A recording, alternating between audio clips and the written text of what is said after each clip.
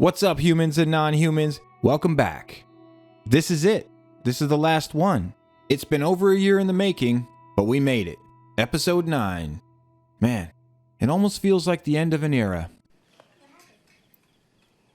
Alright, the episode opens with a very Disney-esque and retroactive passing of the Ellie mantle. You look like half a butt puppet. Disguised as pointless exposition for how Ellie got her powers and became the key to everything. And that one sentence basically sums up the entire opening. Ashley Johnson, the original voice for Ellie, plays Anna, a pregnant woman running away from a gender-appropriate zombie in the woods. She meets up with Marlene from episode 1 in a house that's also out here. What was she doing out in the woods? Did she park really far away? Did she walk here while pregnant? Or was she like taking a shit and then spooked the zombie and she was like, oh fuck! And now she's running away and she's like, god damn it! The bathroom in the house is fake! Why didn't anybody tell me there were zombies out here? Anyway, she runs back to the house and the zombie chases her upstairs. She manages to survive the attack and kill the gender appropriate zombie, but in the struggle, the baby came out of her.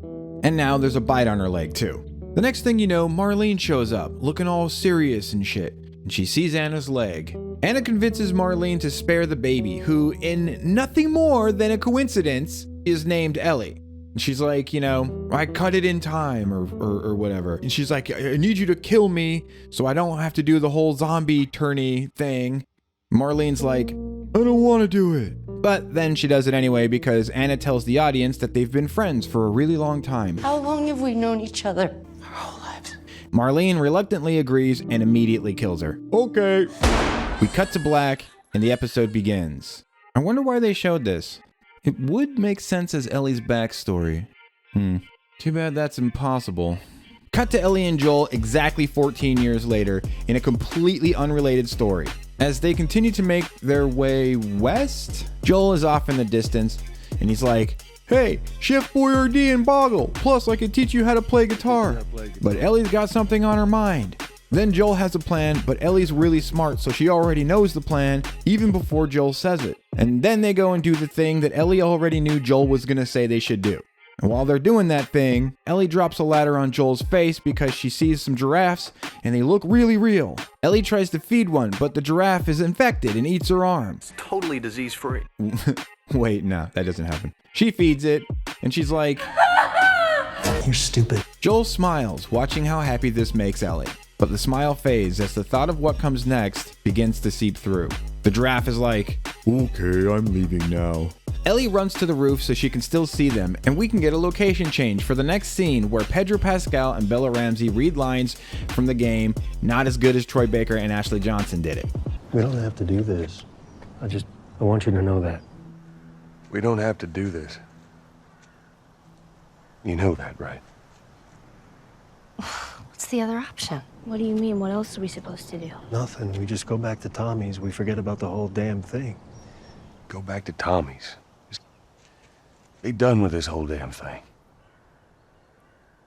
After all we've been through. After all we've been through. Everything that I've done. Everything I've done. It can't be for nothing. It can't be for nothing. He tells Ellie about the time that he somehow accidentally didn't commit suicide and that Ellie has healed his broken heart. This scene is actually really great. Most of this is in the game as well, but it's kind of just like audio that plays over gameplay, like as you move through this area. I mean, you can stop to listen to it, but it's not a cutscene or anything. Here, they really focus in on it, and mostly it works really well. Better. I mean, honestly, how do you shoot yourself in the head and miss? The more you think about it, the less sense that makes. And if you're like me, the more it's gonna bother you. He's got his little scar. He's got a little scar. How the fuck did you do that with a handgun that was aimed at your own head? How did you do it? Like, it shouldn't part of the other side of his head be just missing or something? Maybe it was just like a cry for help and he was just using a BB gun or something. After that, Ellie starts to lighten up a bit and tells some jokes as misdirection for this Firefly ambush that totally makes sense. As is set up previously, Fireflies love ambushing people who easily match descriptions that Marlene has surely circulated among her men, as she is expecting them and thinks they're incredibly important.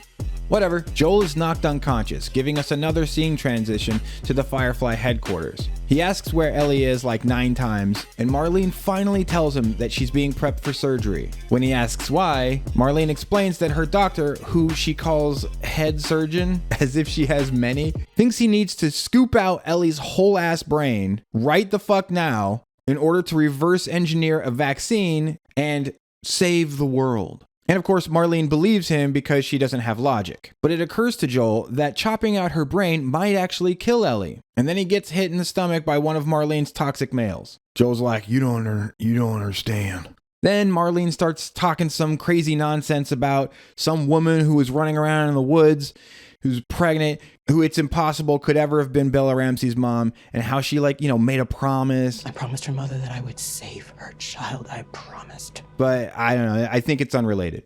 Not sure why this is even in the episode, to be honest. Anyway, Marlene tells Joel that she has no choice but to kill Ellie and scoop out her brain because of a theory that her doctor has about something he's most likely never even seen or done before. And Joel's like, I do. He's saying he has a choice. Marlene gives him a look like, oh really, fool? Orders her men to escort him out and shoot him in the face if he gets all pissed off or anything. And they're like, yes, ma'am. But then when they get to the stairs, Joel stops. And the guy's like, why did you stop? And he's like, kills the toxic white males and goes on a rampage with badass music playing in the background. This scene is cool as fuck. He finds Ellie. Dr. Zebra grabs a scalpel and says, I won't let you take her. So Joel shoots him in his theory-having face and breaks the fuck out. Marlene tries to stop him in the garage, like, oh, she might die in the future and you could have saved the world. But Joel kills her, like, that's what I thought. Then later in the car, Joel gets all sad because of what he did, even though the doctor being successful in that operation is beyond minuscule, given that, as they explained in episode 1, this procedure would have been totally unprecedented. What was the line? No treatments, no preventatives, no cures. They don't exist. It's not even possible to make them.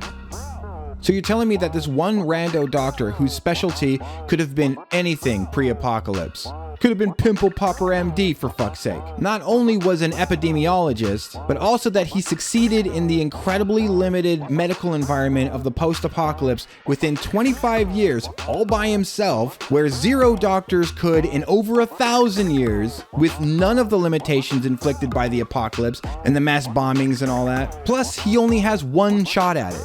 Yeah, it kind of recolors how they want you to see Joel's choice, doesn't it? How are you feeling about that 3-iron now? Last of Us 2 fans? Wait, don't answer that. Ellie wakes up in the car a little bit later and asks Joel what happened, and he tells her that it was all a big, boring waste of time because they stopped looking for the cure and the raiders attacked, and she's like, really? And he goes, yeah. Then they go hiking because the car broke, and Joel says, you're girly. And Ellie's like, I'm not. She really isn't. Then Ellie makes Joel swear that he's telling the truth about what happened at the Firefly headquarters. And he's like, I promise. And she's like, okay, I trust you even though I know you're lying to me. And the episode ends. Okay. Initially, I thought it would be difficult to find substantial criticisms outside of, oh, Bella Ramsey's a shit Ellie, or that's not how it happened in the game, shrug. But when I started this coverage and through the edits had to rewatch everything like 20 fucking times, I found out that it really doesn't hold up very well to close scrutiny. Anytime the writers got it in their heads that they could probably do better than the game did it and strayed from the source material, invariably, in some way, shape, or form, they always fucked it up. You fucked it up! I don't know how they do it. It's actually kind of impressive. It's kind of been an ongoing theme with my coverage, actually. Every time the showrunners tweak something to make it their own, either they did something that was stupid or they just did something that didn't amount to anything. Here's a few examples. The mouth tentacles. I'm still not 100% sure what the fuck the point of those were. I've heard people say that's what crawls into the person's body when they get bitten. But how does that benefit the story more than what was already there? Why change that? And inevitably, the only answer to that question brings me to the next one. The decision not to use spores for the 3 times the actors would have had to cover up their faces. And literally the only reason for that being the actors' fucking egos. How are they gonna know it's me if they can't see my face? You think they're gonna fucking forget for 5 seconds you have your face covered up? Yes, I'm a heartthrob. No, you fucking egomaniac. They still know it's you. The cordyceps French kiss, that's I think connected to the mouth tentacles, but there was literally no point. It introduced like a sexual element into the nature of the zombies, and I'm sitting here just like, why? You did it one time. Nobody else got French kissed. I think I would have been able to accept it, like if you showed it a couple times as a super fast and effective way to turn somebody immediately so that they don't have to wait. Like they go up to you, they clamp onto you, they inject you through the mouth with a bunch of fucking cordyceps, and then bam, you are immediately infected and you're going after people, and you know. But then that actually brings up another problem, because that actually gives sentience to the infection. It means that at least somewhere in the chain, there is a conscious mind making decisions. So like, it doesn't work on like multiple levels. And this is just one example of how autistic my brain is, actually. Yes, I've thought about this. The mechanic in episode 2 that was defined as a pressure plate type system, which is another one that never gets used again. But it's not even a pressure plate system, it's a distress signal. The zombie makes a conscious decision to make a little phone call with their fingertips, and then suddenly a bunch of zombies are attacking you. If they wanted this to be a hive mind, they fucked that up completely. And they did want it to be a hive mind. They changed that too. In the game, it's on an individual basis. You know, like the spores that attack you, they take over your mind and body, and until your brain actually fully dies, you're stuck inside. And that's why you see the less advanced infected crying and babbling incoherently, while the infection takes over their bodies and like makes them attack people.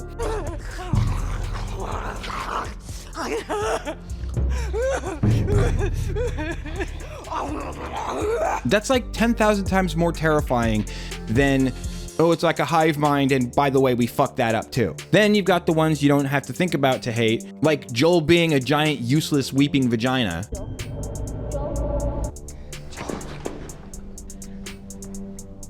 Race swapping literally every single character who was white, male, or not a bad guy. Except for Bill, but they just gave him an entire episode where they retcon, develop, and kill off a character from the game that really only existed to give him a little depth. Frank. Who the hell's Frank? And right as the show was beginning to build momentum. Why would you make a choice like that? Nick Offerman, The Last of Us. It's a conundrum. The girth from Perth, Murray Bartlett, without whom it would have been awfully tough to pull off a beautiful, richly veined two-hander. I am not gay. Sam being deaf? Oh, look at that. Well, what do you know?